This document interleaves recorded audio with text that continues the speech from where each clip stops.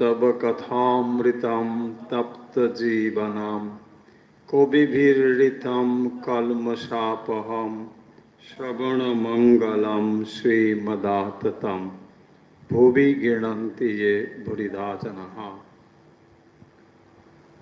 श्री श्री रामकृष्ण कथामृते ব্যাকুলতা প্রসঙ্গ অনেক জায়গাতেই এসেছে। সেই ব্যাকুলতা প্রসঙ্গে এক জায়গায় ঠাকুর বলছেন, ব্যাকুলতা থাকলে সব পথ দিয়েই তাকে পাওয়া যায়, তবে নিষ্ঠা থাকা ভালো। নিষ্ঠা ভক্তির আরেকটি নাম অব্যভিচারিণী ভক্তি। যেমন এক ডেলে গাছ সোজা উঠেছে, ব্যভিচারিণী ভক্তি যেমন 5 ডেলে গাছ। আমরা এই কথাটুকু বোঝার চেষ্টা করি। বলছেন ব্যাকুলতা থাকলে সব পথ দিয়েই তাকে পাওয়া যায়। ঈশ্বর লাভের বিভিন্ন পথের কথা পাওয়া যায়। বিশেষ করে তার মধ্যে যে পথ খুবই প্রশস্ত বা প্রচলিত তা হলো মূলত 4টি যোগ। সেখানে কর্মের কথা বলা হয়েছে, ভক্তি যোগের কথা বলা হয়েছে, রাজযোগের কথা এবং জ্ঞানযোগের কথা বলা হয়েছে।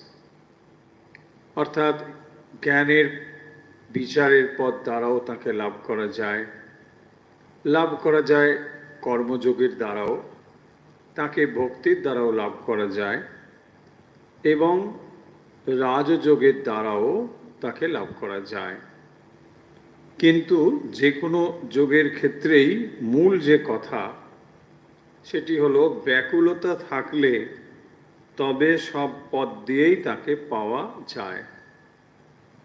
তাহলে যে কোনো পথ দিয়েই আমরা ঈশ্বরের দিকে অগ্রসর হই না কেন, তার প্রথম কথা হলো ব্যাকুলতা থাকতে হবে। ব্যাকুলতাহীনভাবে যদি আমরা পথ অবলম্বন করি তাহলে সেই পথের ব্যাকুলতাহীন হওয়ার ফলে সামান্য একটু অগ্রসর হওয়ার পরেই আমরা কিন্তু শান্ত হয়ে যাব, কারণ ভেতরে ব্যাকুলতা খুব একটা নেই। আর এই তীব্র ব্যাকুলতা ছাড়া এই পথে অগ্রসর হওয়া অত্যন্ত কঠিন। আপনি বলতে পারেন যে জাগতিক ক্ষেত্রেও তো ব্যাকুলতার প্রয়োজন, নিশ্চয়ই প্রয়োজন। আপনি যে কোনো পদ হোক, অর্থ লাভ হোক, যে কোনো ক্ষেত্রে যখন অগ্রসর হতে চান তখন নিশ্চয়ই আপনাকে সেইটি প্রাপ্তির আকাঙ্ক্ষা, ব্যাকুলতা ভেতরে প্রয়োজন হয়। তা না হলে কেনই বা আপনি তা করবেন। কিন্তু সেখানে আর এখানের মধ্যে তফাৎ হলো যে ওই ব্যাকুলতার দ্বারা যখন আপনি অগ্রসর হচ্ছেন তখন প্রতিটি ক্ষেত্রে সেই ব্যাকুলতা পূরণের একটি চিহ্ন আপনি দেখতে পাবেন। যেরকম ধরুন একটি ছাত্র পড়াশুনো করে সে একটি ভালো রেজাল্ট করতে চায়, এটাই তার এখন ব্যাকুলতা বা এটাই তার এখন টার্গেট। সে এখন এইটি স্থির করে পড়াশুনো করছে এবং যতই সে অগ্রসর হচ্ছে, সে পড়াশুনো করলে তার স্বীকৃতিও সে পাচ্ছে, সে একটা সার্টিফিকেট পাচ্ছে, একটা মার্কশিট তাকে দেওয়া হচ্ছে। ধীরে ধীরে সে বুঝতে পারছে যে সে অগ্রসর হচ্ছে। কিন্তু এই আধ্যাত্মিকতার ক্ষেত্রে এত সহজে আপনি সেটা বুঝতে পারবেন না। আপনি ভাবছেন যে আমি তো খুবই ব্যাকুল, আমি তো এত ব্যাকুল, ফেসবুকে ছাড়া আর কোথাও আমি ব্যাকুলতা প্রকাশ করতে পারি না। তো এত ব্যাকুল, কিন্তু ভগবান আমাকে চিনতে পারলো না, দুনিয়ার সবাই আমাকে বুঝে গেল যে আমি কত ব্যাকুল, তাই না? দুনিয়ার মানুষ আমাকে মানে এত ব্যাকুল, আমি ঘুমোতে পারছি না, দেখা দাও প্রভু দেখা দাও। কোথায়? ফেসবুকে লিখে দিলাম, টুইটারে লিখে দিলাম, কি ওখানে মানে কোনো সোশ্যাল মিডিয়ায় আমি লিখে দিচ্ছি আমার ব্যাকুলতা, প্রভু দেখা দাও। এগুলো কি যথার্থ ব্যাকুলতার চিহ্ন? খুব ভালো করে আমাদের বুঝতে হবে। কেন এগুলো বলছি? যে এখন চারিদিকে যখন আমরা দেখি না, এসব দেখে মনে হয় আমরা কোন দিকে যাচ্ছি। আগেকার দিনে লোকে মদের নেশা টেশা বলতো, এখন এই সোশ্যাল মিডিয়ার যুগে এটি মদের নেশার থেকেও অত্যন্ত ভয়ঙ্কর একটি নেশা। আমরা অনেক সময় এটাও বলতে শুনি যে বাচ্চারাই এই নেশায় পড়েছে। শুধু বাচ্চারা নয়, চৌবাচ্চারাও কম যায় না। হ্যাঁ, বড়রাও কিন্তু ভালোই নেশাগ্রস্ত হয়ে আছেন, সকলে নিশ্চয়ই না, এটা মানতেই হবে। কিন্তু কিছু তো আছেই।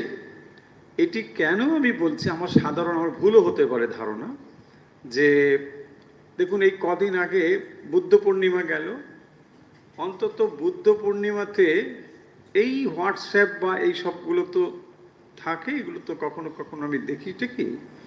তো তাতে যে সমস্ত লেখা লোকে ফরওয়ার্ড করেছে, তাতে আমার মনে হবে যে একটা বই হয়ে যাবে, এত মানে লেখা ফরওয়ার্ড করে আমার কাছে এসেছে, এত লেখাপত্র।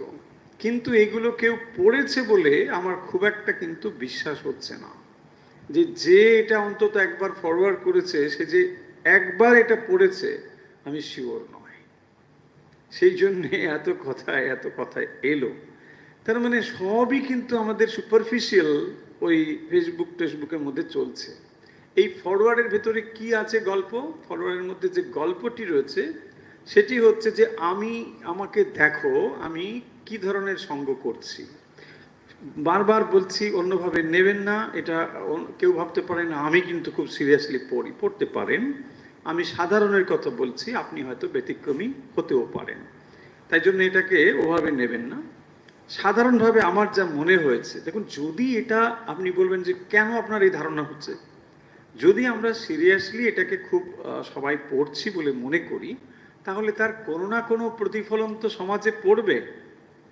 আমরা যে বলি সমাজ খারাপ হয়ে গেছে, উমুক তমুক হয়ে গেছে, তাদের মধ্যে কারা? আমরাই তো। তা আমাদের যদি এতই আমরা সৎসঙ্গ করছি, মানে ভগবান বুদ্ধের বাণী আমরা পড়ছি, যে কোনো প্রসঙ্গ হলেই দেখবেন মায়ের প্রসঙ্গ অমুক তমুক হাজারটা ফরওয়ার্ড হচ্ছে, হাজার ফরওয়ার্ড হচ্ছে প্রত্যেক দিন। সেগুলো যাচ্ছে কোথায়? কে পড়ছে?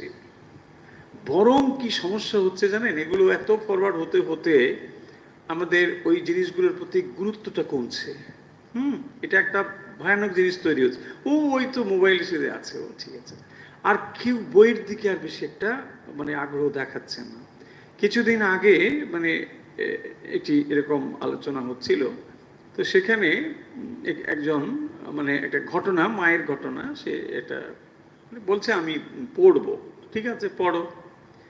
তারপরে আমি আদ্যপ্রান্ত শুনে আমার যা মনে হলো যে এটা সে কোনো বই থেকে কালেক্ট করেছে তা নয়, তথ্যটি কোনো সমাজ মাধ্যম থেকে সে নিয়েছে, হতে পারে ফেসবুক, অন্য কোথাও, সেখান থেকে সে কপি করে জিনিসটা নিয়ে এসেছে। তার অথেন্টিসিটি নিয়ে সে নিজেই জানে না, কিন্তু যে এটা করছে সে যে মূর্খ তা নয়, সে যথেষ্ট পড়াশুনো করেছে, শিক্ষিত মানুষ, কিন্তু সে এর অথেন্টিসিটি নিয়ে তার কাছে কোনো কিছু নেই, সে জানেই না।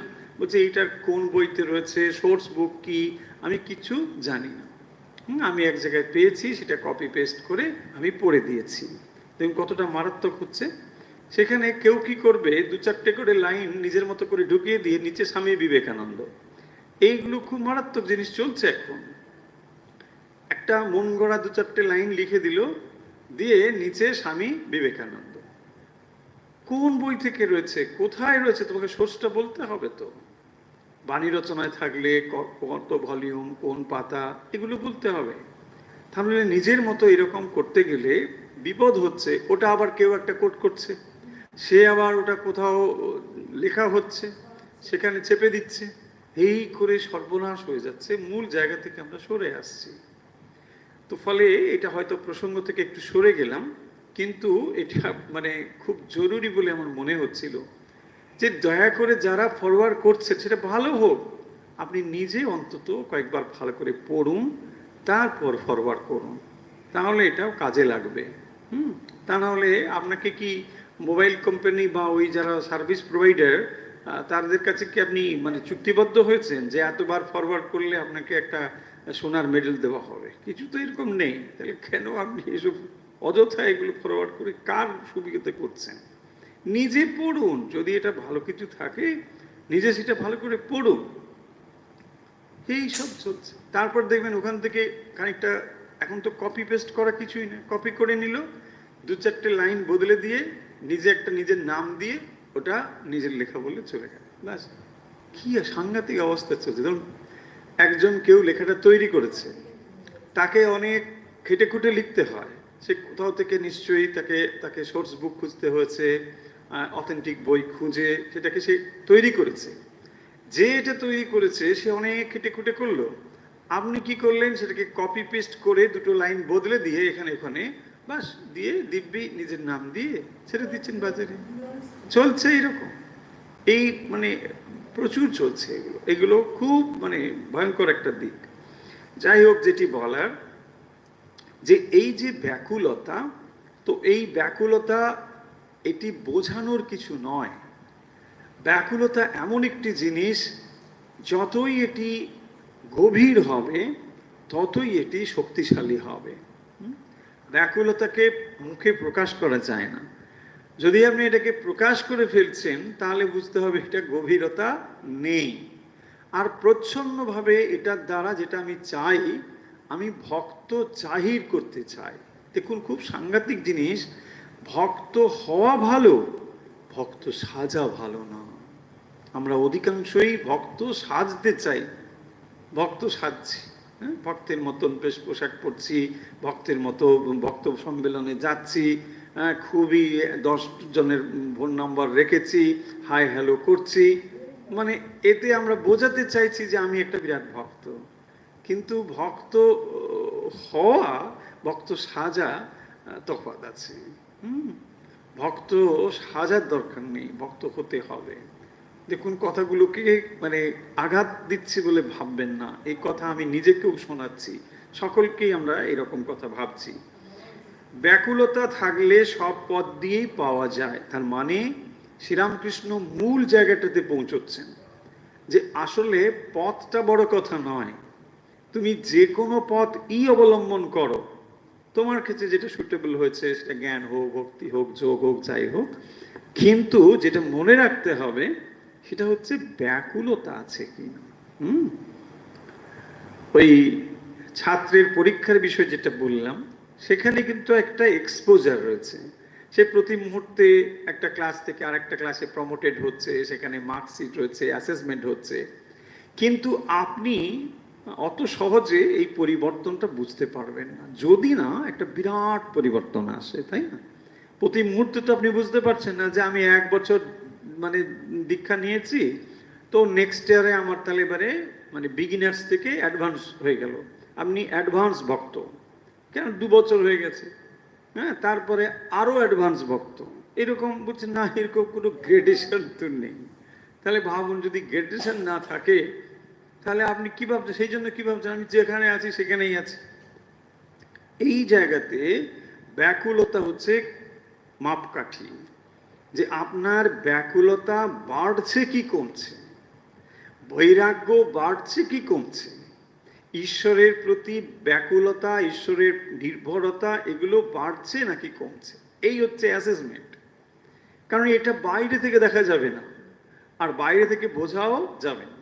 কারণ আপনি এরকম কিছু সার্টিফিকেট নেই যে আমি এখন 5 বছর কমপ্লিট করেছি দীক্ষার, জানো আমি এখন অ্যাডভান্স মানে ভক্ত, গায়ে একটা হয়তো লোগো টোগো বা কিছু লাগানো থাকবে, অ্যাডভান্স। বলছে আমি ওদিকে বসবো না, কেন? অ্যাডভান্স। হ্যাঁ, বলছে এরকম থাকলে তবু এটা বলা যেত যে আমি এটা ওদিকে তোমরা সরে বসো, তোমাদের হাওয়া সহ্য করতে পারছি না, সেরকম ব্যাপার তো নয়। হ্যাঁ, না ঠিক আছে, তো ফলে বোঝা যাচ্ছে না এরকম হবে না। যে পয়েন্টটায় আসতে চাইছি সেটা হলো, তার মানে যখনই ভক্ত এই ক্ষেত্রে ব্যাকুলতাটা আসছে বা ঈশ্বরের জন্য ব্যাকুলতা প্রসঙ্গ রয়েছে, সেখানে কিন্তু এটার কোনো বাইরে থেকে বোঝার ব্যাপার নেই। তাই এটা আরো বেশি কঠিন। প্রতি মুহূর্তে আপনাকে মনে রাখতে হবে আপনি সিনিয়র হচ্ছেন ভালো, কিন্তু ব্যাকুলতা বাড়ছে নাকি কমছে, ঈশ্বর নির্ভরতা বাড়ছে নাকি কমছে, জীবন ঈশ্বর কেন্দ্রিক হচ্ছে নাকি বস্তু কেন্দ্রিক হচ্ছে, এইগুলো হচ্ছে মাপকাঠি। তবে নিষ্ঠা থাকা ভালো। এরপরে আবার শব্দটাকে বদলে নিচ্ছেন, একটা অন্য শব্দ বলছেন। ব্যাকুলতা বলছিলেন, এখন বলছেন নিষ্ঠা। তবে নিষ্ঠা থাকা ভালো। নিষ্ঠা ভক্তির আরেকটি নাম অব্যাভিচারিণী ভক্তি। ব্যাভিচারিণী, অব্যাভিচারিণী, এ দুটো শব্দ। আমরা ব্যাভিচার কাকে বলি? ব্যাভিচার মানে একসঙ্গে অনেকগুলো জিনিস আছে, সত্য বলছে, মিথ্যাও বলছে, তখন আমরা কি বলি? এই সত্যের ব্যভিচার করছো তুমি, হ্যাঁ এটা ঠিক করছো। তো এই যে অব্যভিচারিণী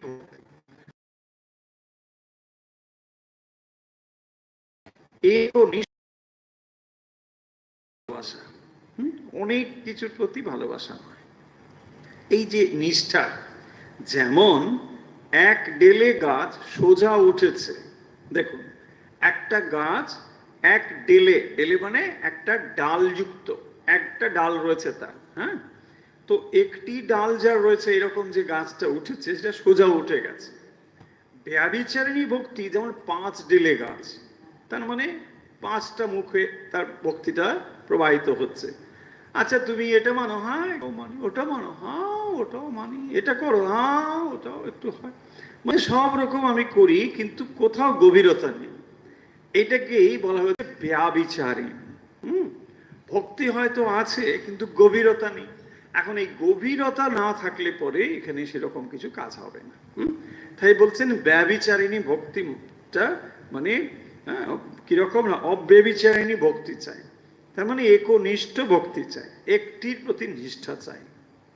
এই নিষ্ঠাটিকে শ্রীরামকৃষ্ণ অন্যত্র উপমা দিয়ে বুঝিয়েছেন কিরকম, স্ত্রী তার স্বামীকে ভালোবাসে, ঠিক, বলছেন ওই পরিবারে আরো অনেকে রয়েছে, শাশুড়ি, শ্বশুর বা স্বামীর ভাই, হ্যান এইসব, বলছেন এ সবাইকে সে ভালোবাসে, কিন্তু স্বামীকে সে ভালোবাসে আরেক রকম ভাবে। এই কথা এক্সাম্পল দিয়ে বলছেন নিষ্ঠা বোঝাতে গিয়ে।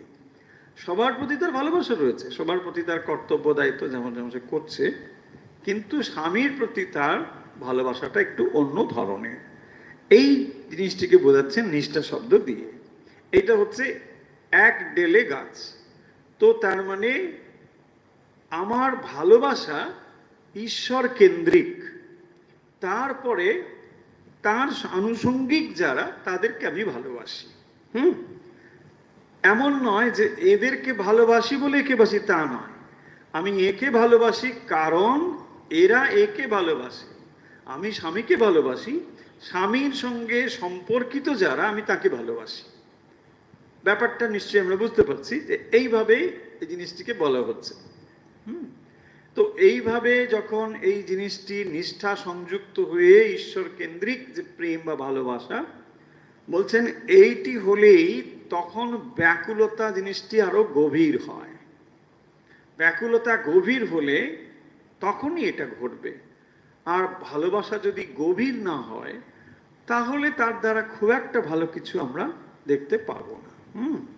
তো এই ব্যাপারগুলোকে এই জন্য এখানে বলছেন যে ব্যাকুলতা থাকলে সব পদ দিয়েই তাকে লাভ করা যাবে। তাহলে ব্যাকুলতা হচ্ছে মূল ব্যাপার। সেই ব্যাকুলতা থাকলেই তবে যে কোনো রাস্তা দিয়ে তার কাছে পৌঁছানো যাবে। এমন কথা শ্রীরামকৃষ্ণ বলছেন, ধরুন যদি আপনার পথটা ভুল হয়, আপনি একদিকে না গিয়ে অন্যদিকে যাত্রা করেছেন। যদি এটা ভুল হয় তো এরা হঠাৎ গান গাইতে শুরু করলো কেন? হ্যাঁ, পাখিগুলো হঠাৎ গান গাইতে শুরু করলো। হ্যাঁ, ওদের গান পেয়েছে, কি করেছে, হ্যাঁ, গান গাইছে। আপনার ভালো লাগুক না লাগুক, ওরা এখন দেখুন বাবরে বাবরে বাবরে বাব। আচ্ছা ঠিক আছে, দাঁড়াও আমরা একটু কথা বলি। হ্যাঁ, না এখন কাজ দেওয়া রয়েছে তো, কাছে আবার তবলা বাজাচ্ছে, এই যে এরকম করে করে। হ্যাঁ, ওই যে কেউ তাল দিচ্ছে কাছে। তো ব্যাপার হচ্ছে যে এই যে ব্যাকুলতার কথা বলছেন, যে যে কোনো পথেই যাক না কেন ব্যাকুলতা হচ্ছে গুরুত্বপূর্ণ। এবং এই ব্যাকুলতা থাকলে যদি তার পথ ভুল হয়, ধরুন সে ভুল পথ অবলম্বন করেই যাচ্ছে, বলছেন তাহলেও কেউ না কেউ তাকে বলে দেবে যে এটা এদিকে নয় ওদিকে। দেখুন, যদি সে আন্তরিকভাবে যাত্রাটা চালিয়ে যায়, হয়তো ভুলই হচ্ছে। আর যদি ভুলের কথাই বলেন, এই মায়ার জগতে সবই ভুল। টিক টিক টিক শব্দ করেছে, মানতে হবে। মায়ার জগতে সবই কিন্তু ভুল। হ্যাঁ, তার মানে যে পথ আপনি অবলম্বন করে চলছেন সেটাও একরকমের মানে একটা দৃষ্টিকোণ থেকে ভুল। এটাকে অন্যভাবে নেবেন না, বলছি আমিও তো ভাবছিলাম ঠিক ভুল বলে আর সব ছেড়ে দিলাম, ওটা না। ভুল মানে যখন আপনি একেবারে অ্যাবসলিউট স্তরে পৌঁছবেন, সেই স্ট্যান্ড পয়েন্ট থেকে সমস্ত পথটাই ভুল। কিন্তু এই ভুল করতে করতেই আমরা অগ্রসর হব, এভাবেই আমরা এগোচ্ছি। এখন যদি আমরা আরো একটা বড় ভ্রান্তি যুক্ত পথ ঠিক করে ফেলি, যে না আমি যাবই, চলো এইদিকেই যাই, আমার রোগ এইটাই, হ্যাঁ ঠিক আছে চলো, ধাক্কা একটু খাবে, কিন্তু কেউ না কেউ তো বলে দেবে যে দেখো এই পথটা তোমার ভুল হয়েছে, তুমি ওইদিকে গেলেই ভালো করতে। আচ্ছা ঠিক আছে চলো। এবার দেখুন, যদি ওই লোকটি যাত্রা বন্ধ করে দেয়, তাহলে কি তার আর কিছু হবে? এই জায়গাটি বলছেন শ্রীরামকৃষ্ণ, যে তোমার ব্যাকুলতা যদি তীব্র হয়, তাহলে তোমার রাস্তা কিন্তু কেউ না কেউ তোমাকে বলে দেবে। দেখুন তাহলে ব্যাকুলতা কত গুরুত্বপূর্ণ। এবং এই ব্যাকুলতা, তাহলে প্রশ্ন হবে যে যে ব্যাকুলতার পরিমাপ করব কি করে? আমরা আমরা অনেক ব্যাকুল আছি, এটা পরিমাপ করা যাবে ব্যাকুলতা? দেখুন, একটা ধারণা দেওয়া হয়েছে। শ্রীরামকৃষ্ণ ধারণা দিচ্ছেন ব্যাকুলতা জিনিসটি বোঝাতে গিয়ে, আমরা আগেও বলেওছি যে কিরকম একজন অক্সিজেনের জন্য ছটফট করছে, তার মুখটাকে জলের মধ্যে ডুবিয়ে দিয়েছে। তখন অক্সিজেনের জন্য সে যতটা ব্যাকুল ছিল, যেভাবে ছটফট করছিল, এটাকে ব্যাকুলতার ধারণা দেওয়া হচ্ছে, তাই না? যে এই রকম ঈশ্বরকে কি তোমার এতটা প্রয়োজন মনে হয়েছে? তা যদি হয় তাহলে তুমি যথার্থ ব্যাকুল হয়েছ, তাই না? দেখুন তাহলে ব্যাকুলতা জিনিসটি এত গভীরে যাবে বা এত গভীর হতে হবে, যাতে করে আপনি ঈশ্বরের জন্য প্রতীক্ষা করতে পারেন। কেবল একটি জীবন নয়, যতবারই জীবন আসুক না কেন, আমি অপেক্ষা করতে রাজি আছি, আমি আমি সেই সত্য লাভের জন্য ব্যাকুল হয়ে রয়েছি। আপনার ব্যাকুলতা এত দূর প্রসারিত হতে হবে, তবেই তো আপনি সত্য লাভ করতে পারবেন। আর কি সত্য লাভ করতে চাইছেন? যাকে ভক্তি বলা হয়, যাকে ঈশ্বর লাভ বলা হয়, সেটি হলো মনুষ্য জীবনের সর্বোচ্চ লাভ। একজন মানুষ হয়ে জন্মগ্রহণ করে পৃথিবীতে যা যা আপনি লাভ করতে পারেন বলে মনে করেন, তার সর্বোচ্চ অবস্থাটির নাম হচ্ছে ঈশ্বর লাভ। ফলে যা আপনি লাভ করতে চাইছেন, তা কোন মূল্যে লাভ করতে চান? ভগবানকে তো কোনো জাগতিক মূল্য দিয়ে কেনা যাবে না। তো জাগতিক মূল্য দিয়ে যদি না কিনতে পারি, তাকে কি দিয়ে কিনবো? ব্যাকুলতা দিয়ে কিনবো, ভক্তি দিয়ে কিনবো, চোখের জল দিয়ে কিনবো। তাহলে তাকে দেখার জন্যে আপনার ভেতরের প্রতীক্ষা যদি এত দূর প্রসারিত হয়, যদি প্রয়োজন হয়, জন্ম জন্ম আমি অপেক্ষা করতে প্রস্তুত আছি, এই তো হবে আপনার মানে ব্যাকুলতা। যে আমি চেষ্টা করছি, হয়তো যথেষ্ট হচ্ছে না, আমি সেই ব্যাকুল হতে পারছি না, কিন্তু আমি অপেক্ষা করতে রাজি আছি। আমি অপেক্ষা করতে মানে এমন নয় তাহলে তো কিছু হবে না, আমি নিশ্চেষ্ট নয়, সচেষ্টভাবে অপেক্ষা করতে রাজি আছি। আমি সচেষ্টভাবে অপেক্ষা করতে রাজি। এই তীব্র ব্যাকুলতা এতটা হওয়া চাই। তাই বলছেন ব্যাকুলতা হয়ে গেলেই সব হয়ে গেল। ব্যাকুলতা হলে অরুণোদয় হয়, অরুণোদয় হলেই আর বেশি দেরি নেই। দেখুন এইসব ব্যাপার হচ্ছে। আরেকটি এক্সাম্পল দিয়ে বলছেন, কি বলছেন? কেশবাদী ভক্তদের প্রতি। এরা একটু কিরকম, মানে শিক্ষিত মানুষজন, তাই না, আধুনিক শিক্ষায় শিক্ষিত। ফলে তাদের কাছে শ্রীরামকৃষ্ণ সরাসরি এটা বলছেন না যে কৃষ্ণ চরিত্র, রাধা চরিত্র এগুলো সব। তখন দেখবেন তারা নানা রকম প্রমাণ টমাণ বই টই বার করে নিয়ে আসবে, ঠাকুর দেখো এইসব কিন্তু ঠিক নেই, বা এইসব নানা কিছু কি বই ঘাঁটবে তার ঠিক নেই। অনেক রকম গ্রন্থ রয়েছে, গ্রন্থ নয় তো গ্রন্থি, কারণ সেখানে নানা রকম ভাবে উপস্থাপন করা হয়েছে। কেউ কেউ বলছেন দেখবেন মহাভারতে না এই গীতা টিতা এসব ছিল না, একদল লোক সেটা নিয়েই ব্যস্ত আছে, কিন্তু তারা বুঝতে পারছে না যে ওটা করে লাভটা কি হচ্ছে। দেখিয়ে দিচ্ছে আপনি বিরাট ভুল করছেন। কি ভুল করছেন? আর আপনি যা করছেন সব ঠিক করছেন। এই সব তর্ক বিতর্ক সব চলছে। শ্রীরামকৃষ্ণ সোজাভাবে ওই তর্ক বিতর্কের ভিতরে না গিয়ে বলছেন, দেখো রাধাকৃষ্ণ মানো আর নাই মানো, রাধাকৃষ্ণ তুমি মানো না মানো, এই টানটুকু না, এর যে টান, যেখানে ব্রজগোপীরা শ্রীকৃষ্ণকে ভালোবাসছেন এবং লোক লৌকিকতা, সামাজিকতা, লোক লজ্জা এসব ভুল হয়ে যাচ্ছে, দেহবোধ পর্যন্ত চলে যাচ্ছে। বলছেন এটুকু অন্তত তুমি ভাবো। হ্যাঁ, বলছেন যারা এই চরিত্রকে চিত্রায়ন করেছেন, অঙ্কিত করেছেন, যে সমস্ত শাস্ত্র, যদি সেটা কল্পনাও হয়, ওই অবস্থাতেই তো তিনি যে রচনা করেছেন, নিশ্চয়ই তিনি মনে মনে ওই রাধা চরিত্রকে অঙ্কিত করেছেন এইভাবে, ব্রজগোপীদের ওই রকম ভাবে ভেবেছেন। তাহলে যিনি ওই মুহূর্তে ওই ধরনের চরিত্রকে কল্পনা করেছেন, তিনি কি রাধা হয়ে যাননি? দেখুন, যদি আপনি এটা না মানবেন তো এটা তো মানুন। যিনি রাধা চরিত্র যদি কল্পিত চরিত্র হয়, আমি তর্কের খাতিরে ধরে নিচ্ছি, তাহলেও সেই অবস্থায় তার মনের অবস্থা কেমন হয়েছিল? ফলে এইটি বলছেন টানটুকু না, অর্থাৎ যেখানে এই যে যে যে রাধা এবং এবং শ্রীকৃষ্ণের যে যে আকর্ষণ, বুঝে সেটাকে তো নাও। ভগবানের জন্য কিসে এরূপ ব্যাকুলতা হয় চেষ্টা করো।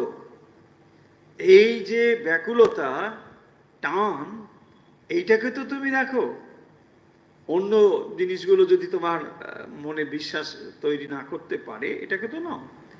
ব্যাকুলতা থাকলেই তাকে লাভ করা যায়। সংসার আর মুক্তি দুই ঈশ্বরের ইচ্ছা। তিনি সংসারে অজ্ঞান করে রেখেছেন, তিনি ইচ্ছে করে যখন ডাকবেন তখন মুক্তি হবে। ছেলে খেলতে গেছে, খাবার সময় মা ডাকে। সংসার আর মুক্তি দুই ঈশ্বরের ইচ্ছা। এই ব্যাকুলতা বিষয়ে বলছেন, যে ব্যাকুলতা সংসার আর মুক্তি ঈশ্বরের ইচ্ছাতেই হচ্ছে। তিনি সংসারে অজ্ঞান করে রেখেছেন, আবার তিনি যখন ইচ্ছে করবেন তখন মুক্তি হবে। এই প্রসঙ্গে আগেও বলা হয়েছে যে যদি এইটি হয়, নিশ্চিত রূপে আপনার যদি মনে হয় যে না, যখন প্রয়োজন হবে তিনি আমাকে মুক্তি দেবেন, এটিও এক ধরনের শরণাগত। তার মানে আপনি কোনো রকম চেষ্টা ছাড়াই ভগবানের এই কথায় অপেক্ষা করে আছেন যে তিনি যেদিন মনে করবেন আমাকে মুক্ত করে দেবেন, তাহলে আপনার কোনো চেষ্টা করবার প্রয়োজন নেই। দেখুন, যদি এইটি আপনি 16 আনা ধরতে হবে, তাহলে কোনো কথা নেই। যে না, আমি চেষ্টা করে ভগবানকে পাবো না, আমি তার ইচ্ছের উপর অপেক্ষা করছি। এটিও কিন্তু একরকমের শরণাগতি, কারণ এটা অত সহজে আসবে না। মুখে আপনি বলতে পারেন, অনেক সময় লোকে বলে যে না, সে তো ভগবানের ইচ্ছে ছাড়া হবে না। দেখুন, ভগবানের ইচ্ছে ছাড়া হবে না এটা আপনি বুঝলেন কি করে? আপনি সর্বক্ষেত্রে যদি নিজের চেষ্টা করেন, তাহলে এখানে কেন করেন না? এই হচ্ছে আমাদের দ্বিচারিতা, সেটা ধরতে হবে। যখন আপনি বলেন যে ভগবান ইচ্ছে ছাড়া হবে না, ঠিক, তাহলে 16 আনা এটাকে মানুন, ভগবানের ইচ্ছে ছাড়া কিচ্ছু হবে না, আমি কোনো চেষ্টাই করব না। এমন কি আপনি গ্রাসাচ্ছাদনের, খাদ্য গ্রহণের চেষ্টাও করবেন না। দেখুন, অপেক্ষা করুন ভগবান এসে আপনাকে খাওয়ায় কিনা। যদি না খাওয়ায়, চুপ করে থাকুন, শান্তভাবে থাকুন, আনন্দে থাকুন, ভগবানের ইচ্ছে আমাকে আজ তিনি অভুক্ত রাখবেন। যদি এত দূর আপনি করতে পারেন, তাহলে ভাববো আপনি ভগবানের শরণাগত হয়েছেন। আমরা তো তা হতে পারি না। সেই জন্যে বলা হয় যে আপনি সমস্ত জায়গাতেই নিজে চেষ্টা করছেন, এখানে কেন নয়, এখানেও করুন। সর্বত্রই আপনি আপনার চেষ্টাকে কাজে লাগাচ্ছেন। আর কেবল সাধন ভজনের ক্ষেত্রে যখন আসলো, না ভগবানের ইচ্ছে হলেই হবে, এই কথাটার ভিতরে কিন্তু এই মানে আমাদের চালাকিটা এখানে রয়েছে। এই জায়গাটা বুঝে নিতে হবে। সংসার আর মুক্তি দুই ভগবানের ইচ্ছে, ঠিক, কিন্তু যদি এই সংসারে যত সময় পর্যন্ত আপনার ভালো লাগছে, তত সময় আমরা কি করি, না বেশ ভালো আছি, ও মুক্তি টুক্তির ব্যাপার নেই, এইসব তো আসছে। যখন এখান থেকে বৈরাগ্য তৈরি হচ্ছে, তখন আমরা একবার মুক্তির কথাটা ভাবছি। তো সেই জন্য সবটাই ভগবানের ইচ্ছে, ঠিক, কিন্তু যদি আপনার অসহনীয় মনে হয় যে না, এই সংসারে আমি এবার বদ্ধ থাকতে চাই না, তাহলে আপনার ভেতরে চেষ্টা থাকবে। আর সেই চেষ্টা যদি থাকে, তখন নিশ্চয়ই নিশ্চয়ই ভগবানের কৃপা নেমে আসবে।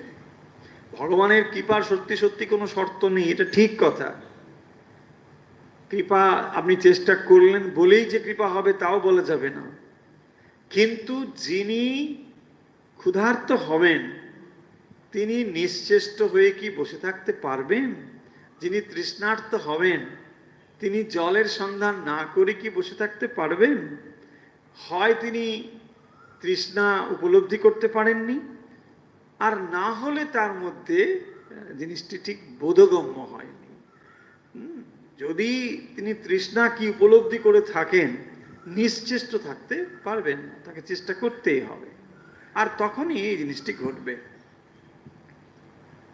যখন তিনি মুক্তি দেবেন, তখন তিনি সাধু সঙ্গ করিয়ে নেন, আবার তাকে পাবার জন্য ব্যাকুলতা করে দেন। এই যে, তাহলে ব্যাকুলতা লাভ করবার জন্য পূর্ব পূর্ব অবস্থা রয়েছে। বলছেন যে যখন তিনি মুক্তি দেবেন, মানে, আর এটাও ঠিক যে তিনি কখনো অপাত্রে তো দান করবেন না। ভগবান কখনোই অপাত্রে কিছু দেবেন না। যখনই উপযুক্ততা হবে প্রকৃতির, তখনই তাকে দেবে, তাই না? এটা আম গাছ, আপনি দেখলেন হঠাৎ করে টবে রয়েছে, কাল দেখলেন 5 কিলো একটা আম চলে আছে, এটা হবে? বুঝছে হবে না। গাছটা আগে বড় হবে, ওই ফল ধারণের ক্ষমতা হবে, তাই না? সব কিছু কার্যকারণের সঙ্গে সংযুক্ত হয়ে আছে। তাহলে একজন মানুষ, সে তার মধ্যে কোনো অধিকারী বোধ নেই, তার মধ্যে কোনো গুণাবলীর কিছু নেই, সংযম নেই, হঠাৎ তার ভেতরে বিরাট একটা হয়ে যেতে পারেন। ভগবান সমস্ত সর্বশক্তিমান, কিন্তু সাধারণত আমরা দেখি না, তাই না? সেটা যদি হয় তাহলে ব্যতিক্রমী হবে। এখন প্রশ্ন হলো, আপনি নিজেকে কি এত বড় ব্যতিক্রমী বলে মনে করেন? যদি না করেন, তাহলে এই সাধারণ নিয়মে আসতে হবে। যখন তিনি মুক্তি দেবেন, তাহলে আপনার ভেতরে যখন এই ঈশ্বর সাধনার ভাব ভগবান দিচ্ছেন ধীরে ধীরে, মনে রাখতে হবে যে তিনিও চান আপনার ভেতরে এই জিনিসগুলো আসুক। কি করে সেটি হবে? না সাধু সঙ্গ করিয়ে নেন। সাধু সঙ্গ করলে কি হবে না, ধীরে ধীরে মন প্রস্তুত হবে, তখন এই জিনিসগুলোর মূল্য আমরা উপলব্ধি করতে পারবো। তখন অন্তরে যেন আরো ব্যাকুলতার বৃদ্ধি হবে। সাধু সঙ্গ হলো ঠিক সেই রকম, যেখানে আপনার জীবনের মূল সুরটিকে আপনি ধরতে পারেন, বুঝতে পারেন একজন মানুষের জীবনের কি লক্ষ্য হওয়া উচিত, কিভাবে জীবন অতিক্রান্ত হয়ে যাচ্ছে, সেই বোধগুলোকে জাগিয়ে দিতে পারে সাধু সঙ্গ, সৎসঙ্গ, সাধু সঙ্গ। এই জন্যই মানুষ করে যে সাধু সঙ্গে গেলে তখনই যথার্থ জীবনের বিষয়গুলোকে উপলব্ধি করা যায়। হ্যাঁ, শ্রীরামকৃষ্ণ দেখবেন ভাই সুন্দর একটি কথা বলেছেন যে যারা খেলছে তার সঙ্গে দেখবেন পাশাপাশি দু চারজন লোক বসে থাকে।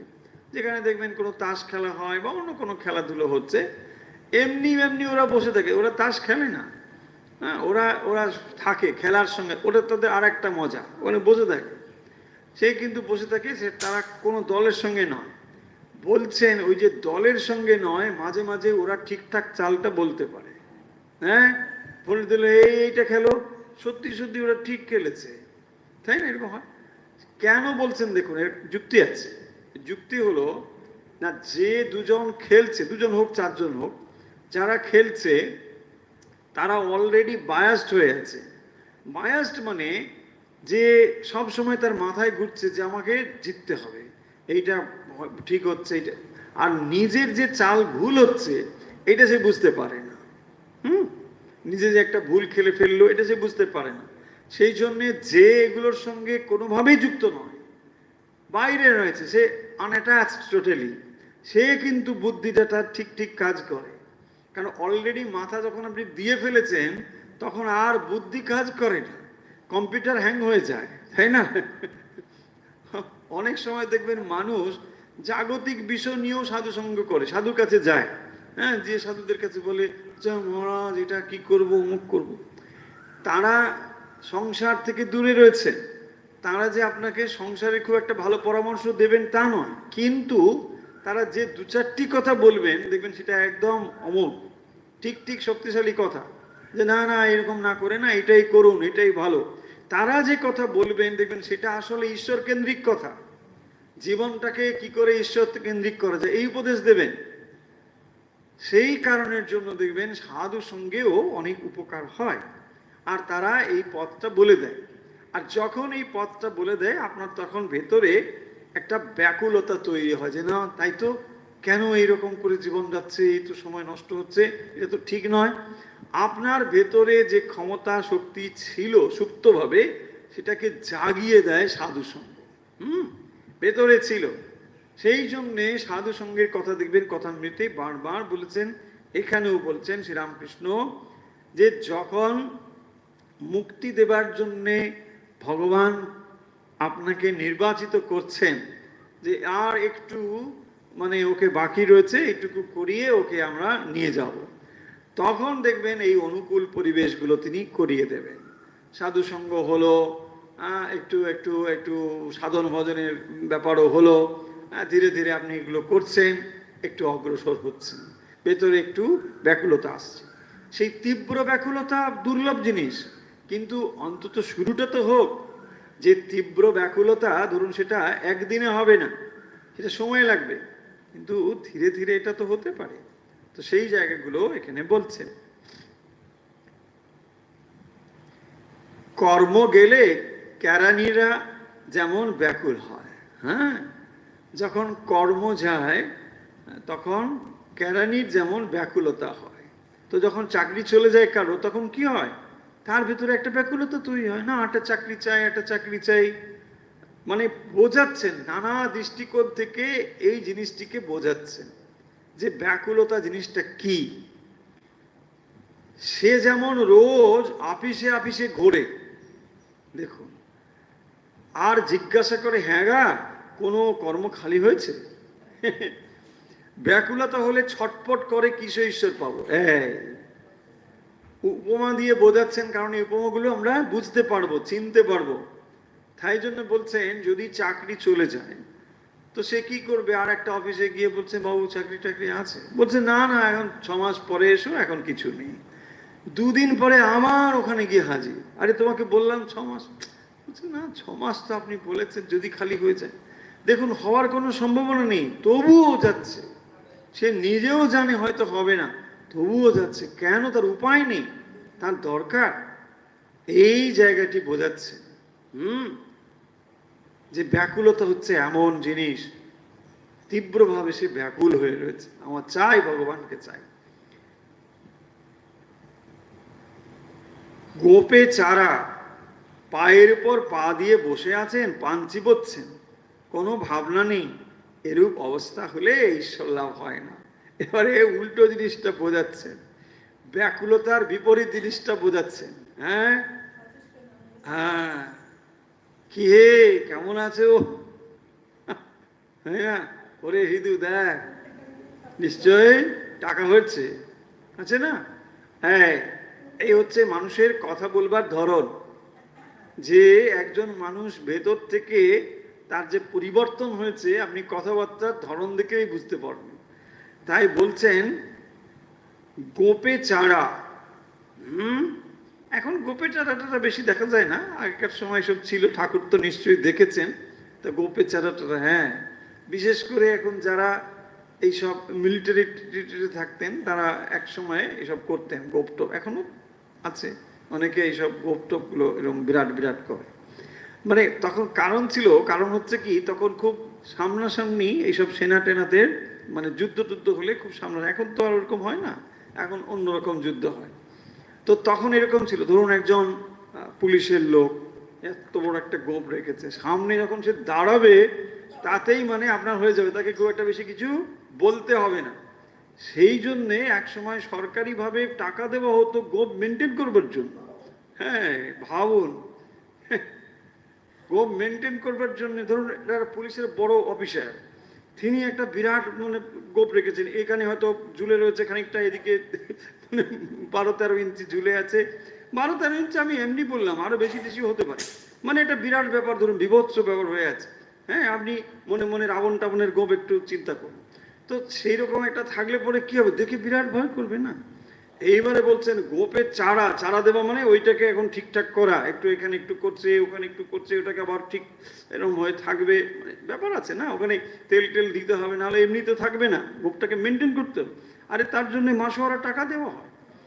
তো বলছেন এইরকম, তারপরে পায়ের উপর পা দিয়ে বসে আছেন, মানে নিশ্চিন্ত ব্যাপার, তাই না? পায়ের উপর পা দেওয়া মানে মানে আর কোনো দিকে কোনো ব্যাপার নেই, একদম তিনি বসে আছে, পান চিবোচ্ছেন। হ্যাঁ, শ্রীরামকৃষ্ণ বলেননি, পানের মধ্যে হয়তো আবার কিছু মশলাও থাকতে পারে। হ্যাঁ, কোনো ভাবনা নেই। এরূপ অবস্থা হলে ঈশ্বর লাভ হয় না। দেখুন, হ্যাঁ মহারাজ, সমাধিটা একটু বলুন না, কিরকম ব্যাপার সমাধি? আরে বলবো, ভক্ত সম্মেলনের পরে পান টান খেয়ে একেবারে গজর গজর করে পান চিবোচ্ছে, উঠছে মনে সমাধি ব্যাপার। মানে ভাবুন একবার, হ্যাঁ, তখনও প্রসাদ নেওয়া হয়নি।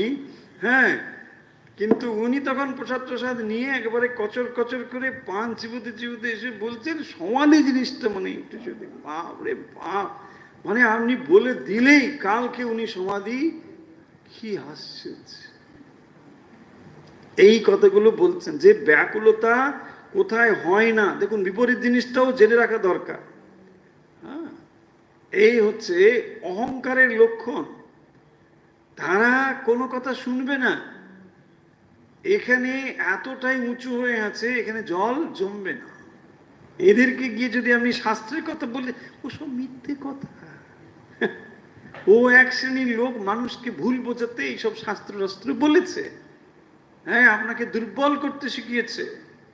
কি সবল করে কি করবেন? যুদ্ধ করবেন? যান যুদ্ধ করুন। এইসব কত রকম মানুষের বিভ্রান্তি তৈরি করছে।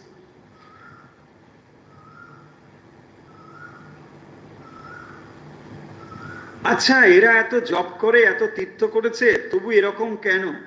যেন 18 মাসে 1 বছর। হ্যাঁ, দেখুন ব্যাকুলতার অভাব, যেখানে ব্যাকুলতার অভাব। আচ্ছা, এরা এত জপ করে, অনেক জপ করছে, হ্যাঁ, শ্রীরামকৃষ্ণ বলছেন যাও না কলকাতায় দেখবে মানে জব করছে, একটা খারাপ শব্দ আছে সেটা বলছি না, মায় অমুক পর্যন্ত ব্যাকে মানে ড্যাশ বলে দিলাম, তো ড্যাশটা যার জানা আছে বুঝে নিন। তো সেই শব্দটা এখানে বলেছেন, ঠাকুরের মুখে এটা খুব সুন্দর সাজে, যেখানে সেখানে এটা বললে ভালো লাগবে না। তো তিনি বলছেন দেখো কলকাতায় গিয়ে দেখো, হ্যাঁ 3 অক্ষরের শব্দটা, তো বলছে মানে এই পর্যন্ত জব করছে, মানে সময় জব করছে।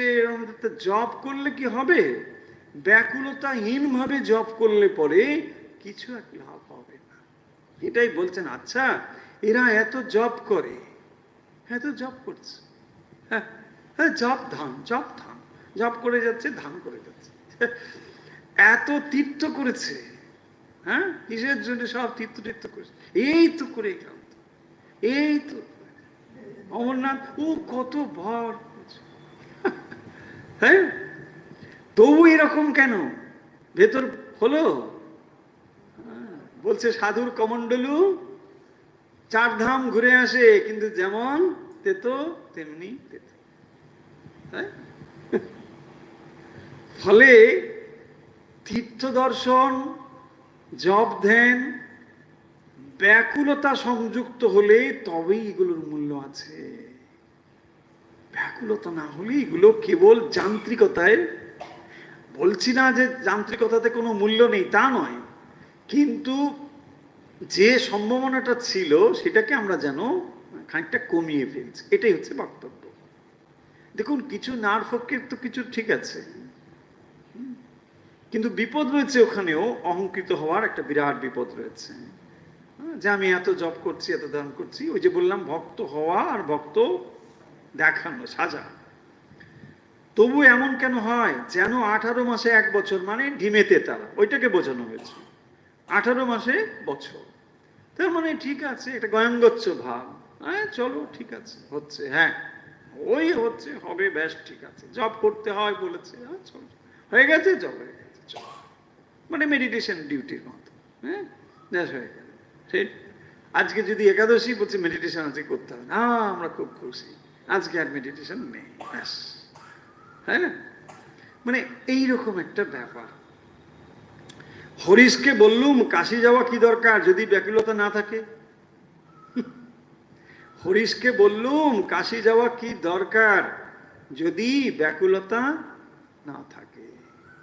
দেখুন তাহলে শুধু কাশি যাওয়া মানে বেড়াতে যাওয়া, আর ভক্তের তীর্থ দর্শন আর বেড়াতে যাওয়ার মধ্যে তফাৎ আছে বই কি?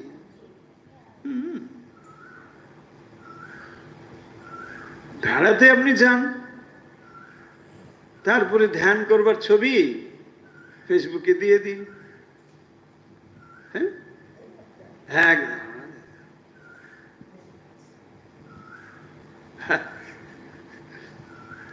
বলছে আমি অমরনাথে গিয়ে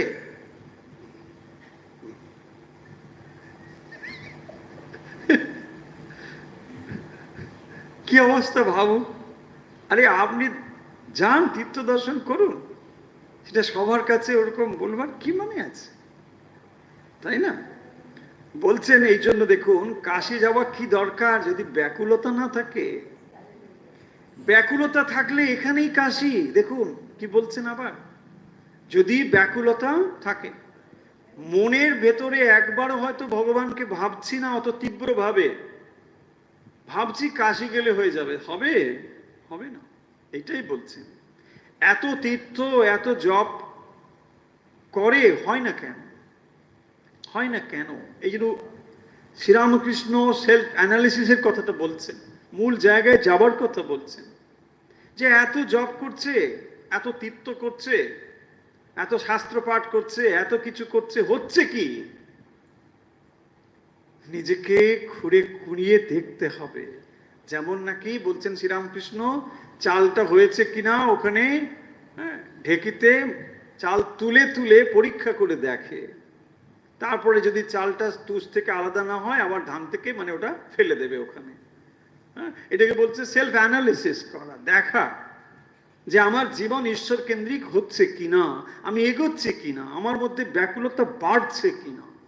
বয়স তো বাড়ছে, কিন্তু আমার ব্যাকুলতা বাড়ছে কিনা, নাকি সেটা কমছে? ঈশ্বর নির্ভরতা বাড়ছে নাকি, নাকি মেডিসিন নির্ভরতা বাড়ছে? পাবুন, তাই না? ব্যক্তি নির্ভরতা বাড়ছে কিনা, এইগুলোই হচ্ছে চিন্তা। সেইটি বলছেন, ব্যাকুল হয়ে তাকে ডাকলে তিনি দেখা দেন। শ্রীরামকৃষ্ণ বলছেন, দেখুন বারবার ওই পয়েন্টে ফিরে আসছেন যে ব্যাকুলতা না হলে হবে না। ব্যাকুলতা সংযুক্ত করে যদি বাকি কিছু করো, এগুলো সব ওর সঙ্গে যুক্ত হবে। ব্যাকুলতাহীন ভাবে যদি এগুলো করো, এগুলো খুব একটা মূল্য কিছু নেই। আর যদি না থাকে, তাহলে ওটা নিয়ে ভাবতে হবে। হ্যাঁ, কি করে ব্যাকুলতা হতে পারে? শ্রীরামকৃষ্ণ বলছেন কি করে ব্যাকুলতা হতে পারে। দেখুন, বলছেন, এটা বলে শেষ করব, তাকে দেখবার জন্য অন্তত একবার করে কাঁদো। তাকে দেখবার জন্য অন্তত একবার করে কাঁদো। ব্যাকুলতা কিভাবে আসবে তার উত্তরও তিনি নিজেই দিচ্ছেন। কি করে ব্যাকুলতা আসবে? তাকে দেখবার জন্য অন্তত একবার করে কাঁদো। এমনি কাঁদো, ভেজলিন নিয়ে নয়। সত্যি সত্যি কান্না আসতে হবে যে তাকে দেখতে পাচ্ছি না, এই ব্যাকুলতা আসতে হবে। অন্তত একবার করে যদি কাঁদতে পারো, চোখের জল ফেলতে পারো, ব্যাকুল হতে পারো, তখনই হবে। ব্যাকুলতা সংযুক্ত হয়ে যদি এগুলোকে আমরা করি, দেখবেন এগুলোর একটা আলাদা মাত্রা হবে। প্রতিটি পদক্ষেপ তখন ঈশ্বরের দিকে আপনাকে নিয়ে যাবে। প্রতিটি ভাবনা, প্রতিটি চিন্তা ঈশ্বরমুখী হবে, তা নাহলে হবে না।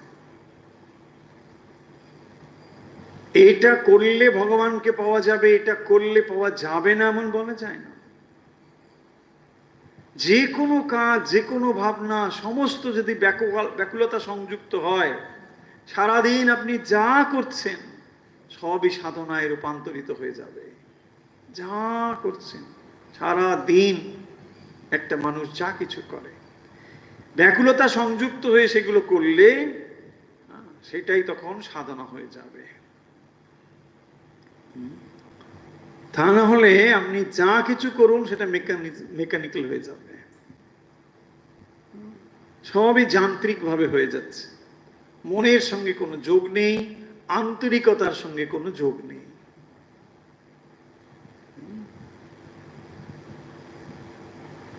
তাই বলছেন ব্যাকুলতা কিভাবে আসতে পারে?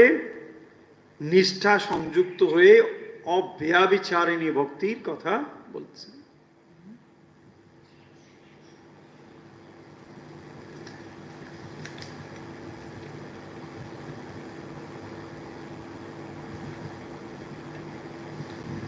তাহলে আজকের আমরা ব্যাকুলতা প্রসঙ্গ এখানে শেষ করছি। ব্যাকুলতা প্রসঙ্গে আরো কথা রয়েছে, কিভাবে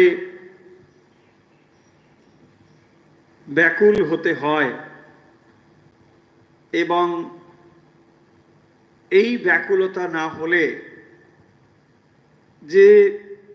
যে কোনো সাধনায় অগ্রসর হওয়া যায় না। যে কোনো সাধনায় অগ্রসর হতে গেলে তার মূল বিষয় যে ব্যাকুলতা, শ্রীরামকৃষ্ণ কথামৃতে এই বিষয়ে যেখানে যেখানে কথা বলেছেন সেই প্রসঙ্গগুলো আমরা খানিকটা তুলে এনে আজকে রামকৃষ্ণ কথামৃতে ব্যাকুলতার প্রসঙ্গ নিয়ে আলোচনা করলাম। তাহলে চলুন আমরা এই বিষয়ে আলোচনা, আরো বাকি রয়েছে, পরে বিষয় আলোচনা করা যাবে। আজকের কথা বা প্রসঙ্গ এখানে আমরা শেষ করছি।